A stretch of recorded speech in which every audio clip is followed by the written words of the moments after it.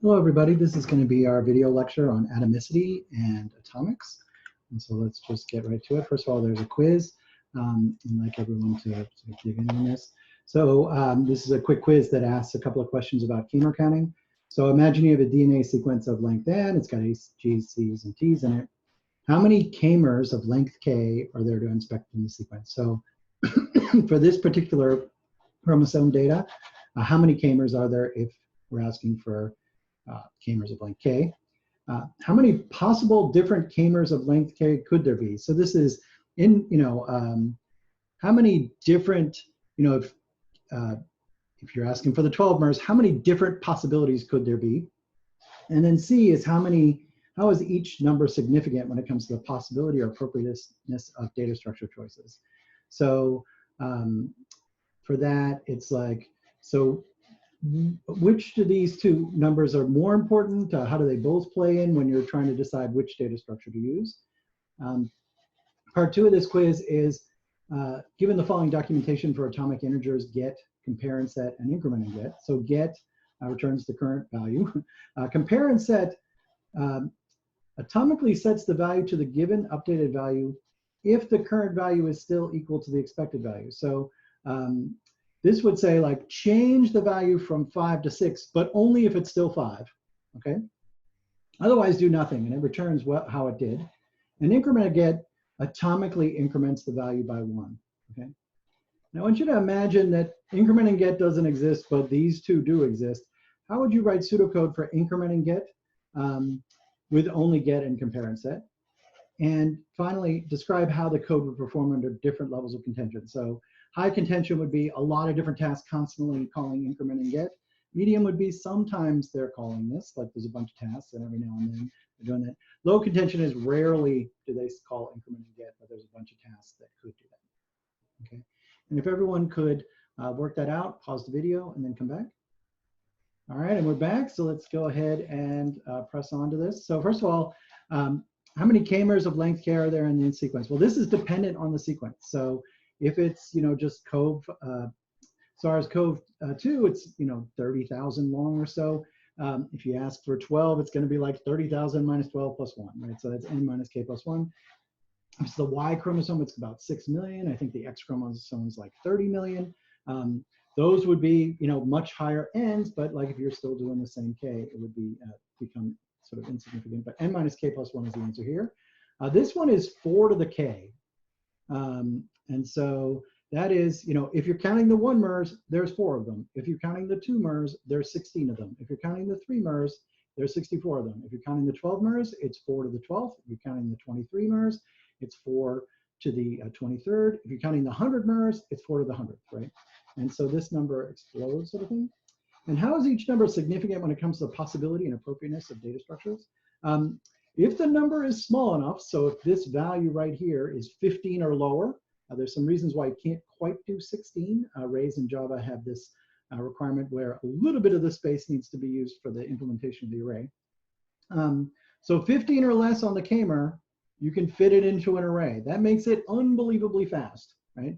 So that's the most dominant factor. Is it 15 or less? Then it's a possibility to use an array. Now, if you were counting the 15 mers, that would take many gigabytes of space to count. It would be unbelievably fast. But if you were counting just like SARS-CoV-2, which is only 30,000 long, you might be like, yeah, that's not really worth it for the 15 mers. That's too much memory. I might do it in a map anyways. The key is that if it's greater than that, if it's like a 30 mer you're trying to count, it would just be so much memory. Even if Java allowed you to do it, it would be sparse to the point where using a map would be a better choice than an array anyway. So they both factor in. This value, 4 to the k, is certainly the dominant one that plays into account. If increment and get didn't exist, how would we write this? I have it written down here, but what you would do is you would have essentially a while true loop that would first get the value. So expected equals the atomic dot get. And then our desired value is expected plus 1. And then if atomic dot compare and set, and set and I believe it's expected, comma, desired. So if that works, we're good, right? And we can actually break, or I could return it right there. Otherwise, right, right here. If that doesn't work, just go back and try again, okay? And it just keeps trying. And like compare and set will be like, oh, let's say 2 different tasks came in. They both read 7. They both incremented 8. One of them would actually change it to 8. The other one would be like, oh, it's not 7 anymore. It's 8. Let's try again. And then it would be like, all right, change it to 9, right? And so that's how you would build that. And I guess I'd have to return the actual desired value here. What I would actually do is just return from here, return desired from within the loop, which will break out. But that's how that goes. How this works under high contention, medium contention, or low contention. Well, in a high contention, you just spend a lot of time spinning here, and everybody just keeps trying to do this. So this is what I think Professor Sarkar is talking about when he's like, under high contention, you just got to go back to the drawing board. Atomics are about as fast as you can get, but there's just a lot of sort of flushing of the cache and a bunch of stuff that's going on here while we're trying to make this thing work. So this is why high contention, there is no real panacea. Like if you have high contention, you got to rethink your algorithm. Under medium and low contention, atomics are pretty good. If you've got something that works for atomics, they're going to be probably as fast as they get to keep your thread safe. And so, because you can get all the way down to hardware support on this. But this is sort of the underlying picture of what's going on. Try to do it. If it fails, like just try it again, okay? And so let's go back to our slides here. For next time, the prep is going to be, we're going to do reader-writer isolation. I've got a couple of links to just the Java base documentation for both synchronized methods. Those are there's sort of explicit and implicit locks. And so we're going to sort of look at those, and also just an X10 viewing of this sort of reader-writer separation. Okay. So let's talk about atomic for a little bit. Atomic comes from the Greek word atomos, if that's how you pronounce it, meaning uncuttable. And so in computing, the idea here is that, although the operations may overlap in a shared object, each operation appears to take place instantaneously. So this definition of uncuttable works, like I feel like we sort of said it was like no smaller value is sort of what atoms became until we discovered that there was a smaller thing. But still, this uncuttable sort of works for us in computing. I guess in physics, it's uncuttable without huge amounts of energy released, I suppose. So that's atomicity. Let's talk about how it fits into place with race conditions. So a data race, the technical definition of a data race is when 2 or more tasks access a memory location without locks to protect them, and at least one of them is a write, okay? And a race condition is when the output is dependent on the sequence or timing of uncontrolled events. These are non-overlapping sets. And usually the big problem is going to be this race condition, right? Certainly, there are a lot of race conditions that come from data races. That's sort of this overlapping situation. So let's sort of talk about some different situations here. So the benign data races are over here. There are things where there are 2 or more tasks that are accessing memory location, but it's not affecting how things turn out. So our flood fill example fits there. The parts where we were doing the word, we were searching for a word and writing true every time, so it wasn't changing anything. Those would be like completely benign data races, right? There's data races that end up with different output, right? So those are a lot of problems, right? And then there's these 2 things over here, which are technically not data races, but also have race conditions or end up with different output. They're determinacy races. So, and we'll talk about that in a second, and atomicity races. So let's talk about a couple of examples here. I want you to think about, so like flood fill is an example here. This guy, oh, let me go back, sorry. I want you to think of like shared count plus plus as a data race that ends up with a different output, like you're sort of losing some values there. This is sort of like concurrent linked queue, right, that we've talked about a little bit. It's like some data structure that has a lock on it. It's preventing us from having a data race, but it's going to sort of turn out differently every time. So that's kind of what you should be thinking there for the determinacy race. And then this atomicity race, That's sort of like get then put, which we're going to talk about in a second. Just to get back to the panacea or the cure-all is like if shared mutable data is the problem, the solutions are don't share or don't mutate. Now, sometimes you want to have shared mutable data, and so let's talk about how we can deal with that. So first of all, a couple of problems. There's a couple of patterns that people tend to get into. One of them is check then act, one's read, modify, write. So check then act has this idea of like, let's say you're building a set out of a list, and you want to maintain sets don't have multiple copies. So you say, well, if the list contains some object, pass, don't do anything, that's my Python old school coming back. And if it doesn't contain it, go ahead and add it. Well, if two things are accessing the set at the same time, they both could come in here trying to add Fred to this set. Both say, oh, it's not there, and then they both add them. Now our set has two Freds in it, which is of course wrong. The other version of this is the sort of read, modify, write problem, which is an atomicity race, where you say, get the value of this key. Oh, awesome. Like imagine we handle null also, but value equals value plus 1, put it in. This is where two different tasks could call get on this key. Find out that, oh, it's 3. Awesome. We'll both make it 4 and both call put when what I wanted it to be was 5. So both of these are problems. What I'll say is a bonus about, or something to talk about, is encapsulation is generally a generally good programming style. It's like what OOP tries to, object-oriented programming tries to encourage. And there's a subset of that, like just a principle called tell, don't ask.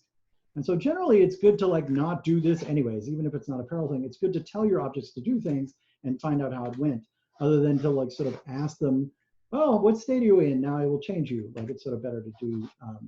And I've encouraged people throughout the semester, if you recall, on things like the constraint propagator in Sudoku. I was always like, don't ask if it contains and then remove, just call remove, and it will tell you whether it worked or not. And just sort of getting into that style is a good idea. Okay. And what I like about this course, sort of not what I was expecting, is that parallel and concurrent forces good practices in general, right? There are a lot of good things that that we are in, universities are always encouraging you to do, like immutability, encapsulation, not sharing, like this tell, don't ask situation, that really pay off in parallel and concurrent programming. So it's kind of a nice little bonus that just by programming well, parallel and concurrent things tend to work better also. Okay, so let's talk about read, modify, write for a quick second. There was a demo that I shot. It's right here for those of you who want to watch it. It goes through me updating passports for bears, and Paddington goes from Peru to London, and Winnie stays in 100 Acre Wood. There's this idea that everything in the world isn't just word count. In this case, we're going to read from previous locations. If the previous locations is there or not, we'll add this location or we'll just set it.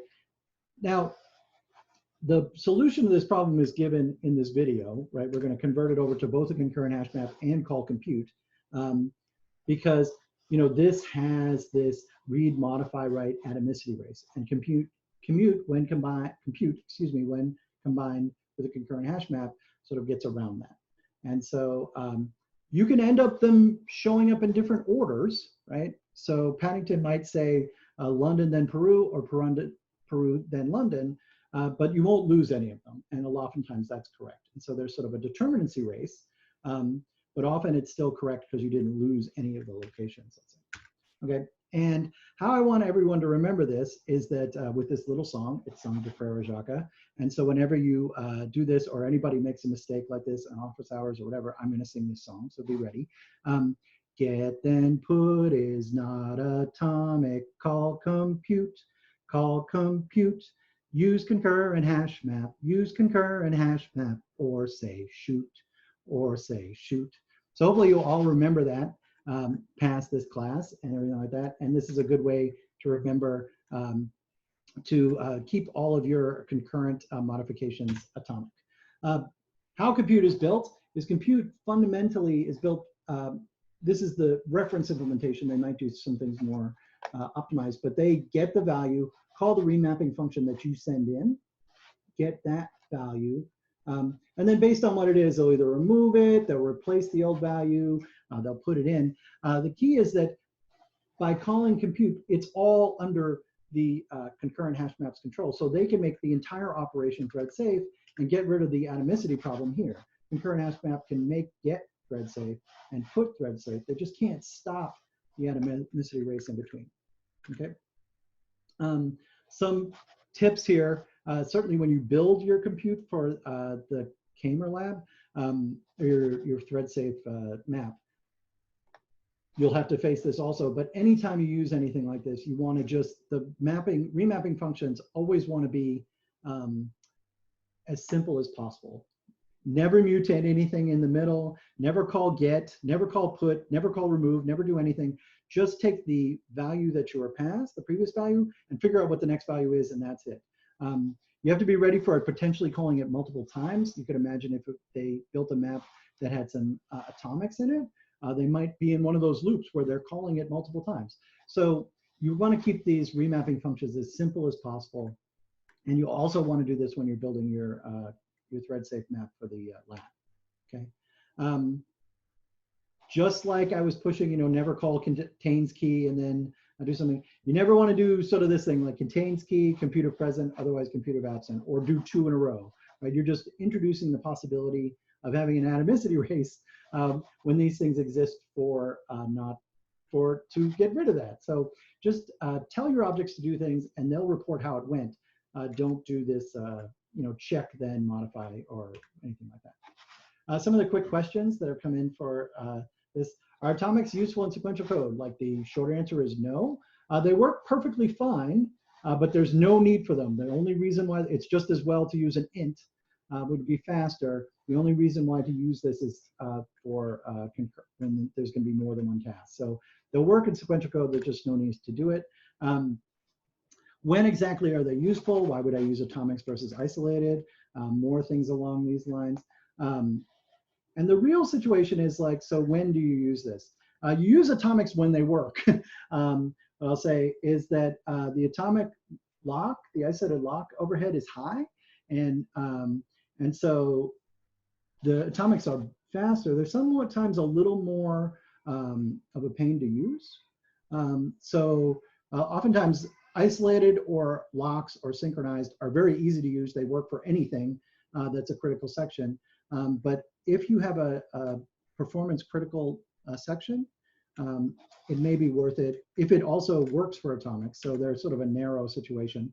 And so say you have something that you have a critical section, it's narrow and well suited for atomics. So like something like sum plus equals value, right? It's perfectly fine to do this, right? So in the Rice example they use, processing x sub j takes a long time, so it's in low contention that it's going to do this plus equals every now and then, all right? And so in that case, it'll work as an atomic, use an atomic, it'll run like a bat out of heck, and it'll be great, right? If it's under a high contention, the best thing to do is to try to find a way to make it in lower contention, right? In this case, atomics and isolated both kind of sync. And so, you should really go back to the drawing board and try to find something better. What I would say is isolated, like I was saying, is a general mechanism. If you want to protect any arbitrary critical section of code, you can use isolated or its Java cousins of synchronized or locks. Atomics are just this special case for a very common pattern of things like adding, comparing and setting some value. They have the atomic integer and the atomic integer array. They also have a reference for an object and an atomic reference array. Both of those are very useful. Okay. This is the code that I wrote before. This is, I think, the best way to sort of think about how it's working, why the performance is sort of the way it is. And there you go. So that's how that's built. We talked about it a couple times. And so say you have a critical section and it's not well suited for atomics and it should be well, then you can use isolated or object-based isolation. So like if there's something where there's literally code where you can't really build it as an atomic, you could build an atomic map, be more difficult. But if you just say, oh, well, I just can't build this as an atomic, well, then isolated or any of its lock or synchronized cousins are going to be your friend. And again, if you're going to be in high contention, like you got to find a better way to do this. Certainly concurrent hash map tries and the map that you're going to build or try to deal with some of the contention. But at the end of the day, you know, if you just have something under a lot of contention, sometimes it just runs slower than if you just ran it sequentially. I like this. So, you know, how would, you know, like in real world applications, would you probably always use object-based isolation? Sadly, I would say like the most common thing in the real world is probably data races, non-deterministic bugs that someone else writes and you have to go in and fix, which stinks. A lot of times people you'll use thread safe data structures. It's not a bad idea, you know, sort of check out in JDK 7, they added a bunch of things, including concurrent link queue, concurrent map, which we've used. They're all very useful. Atomics are very relevant. And so sometimes they'll use isolated, but sometimes they'll be able to build them with that and improve the performance. I would say that there's certainly isolated and synchronized is the most common thing. So this person is on the right track here. With this, that object-based isolation is the most common thing. But these things are also useful. I would say that people are always working on trying to do this better. There's sort of another topic, which is transactional memory, which people are always trying to fix the performance problems with getting locks. So like deal with conflicts when they come, just like try to make it work. And if you end up detecting a problem, you sort of roll back.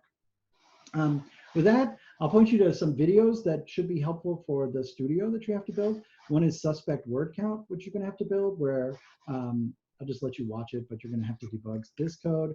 Stock portfolio is very similar, but just sort of tries to show that everything in the world isn't word count. And check then act course sort of tries to say, all right, we have this this class that is designed to sort of force people to check then act. Let's rebuild it in such a way that encourages people to not have atomicity races. There you go with that. I'll say good luck and have fun on this. We tried to make it so that you can build these three, and you don't have to use compute. Some people like merge, which I encourage you to check out. You can use either one of them. I'd probably just like compute because it fits well with the song. And with that, good luck, have fun.